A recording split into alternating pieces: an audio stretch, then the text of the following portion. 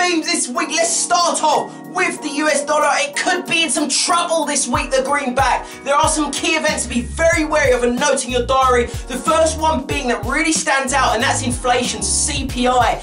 As we know, in the most recent FOMC minutes, they did know that the members remain split, and that's due to low inflationary levels. So that is preventing them potentially through their pace of continuing to tighten policy. So with this figure due out, general expectations are for that to pick up. But as we know, on the last readings, there were signs of even deflation.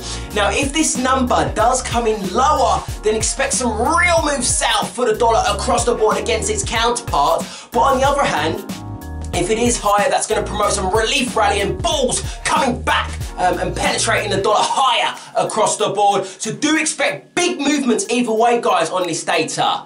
Elsewhere, we do have retail sales data in the US. That has been dropping over the last 3 months now. There's clearly signs of contractions in consumer spending for the US. This, again, is another key barometer for the Federal Reserve, and should this come in lower again, that could also hamper any expectations for hikes from the Federal Reserve for the rest of this year. So do keep that in mind as well in your calendars. And very lastly, the Fed Chair Yellen will be testifying to Congress this week. She will be questioned on 2 key subjects really, and 1, that's the US economy, and 2, the outlook for monetary policy for the Federal Reserve. There are 2 focuses you should bear in mind and listen very carefully to the rhetoric, and that's 1, what she says about the outlook for inflation, and 2, any signs or potential for reduction from their balance sheet for the Federal Reserve. Those are the 2 focuses, and be very wary of the wording around those.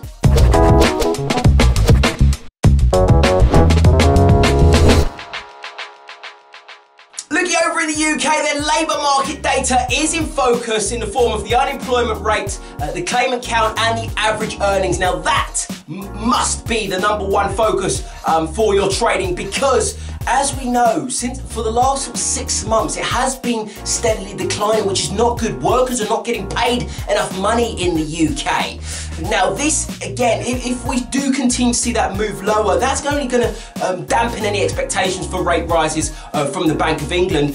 In a recent report last week, the ONS, the Office of National Statistics in the UK, they noted that in terms of household income, that's falling at the fastest rate since 2011. So really not good for people not earning enough money or getting paid enough for their work that they're doing in the UK.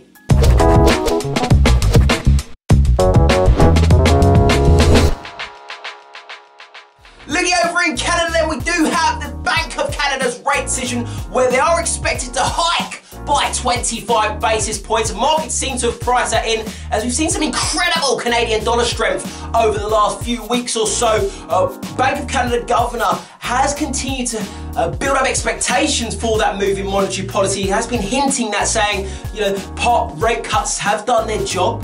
He's noted that in terms of Canadians specifically, the citizens, they seem to have a buffer built within their finances, so they should be able to withstand any changes in monetary policy, so hinting at those hikes. In terms of fundamentally for the Canadian economy, we've seen an improvement in the labour market, but inflation remains subdued. Now, given the latter, the fact that inflation is still quite low, I think it would be quite too soon for the Bank of Canada to make a move.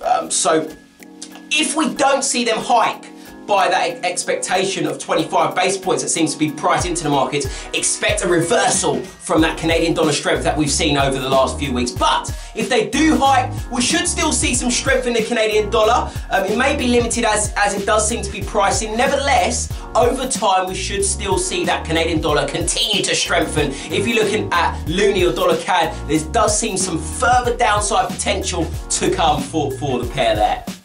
And very lastly, looking over in Europe, bulls can return to the market for the euros. We saw for euro dollar, as expectations now, and market participants are looking at the ECB to pull back from their excessive bond buying program and look to taper that in.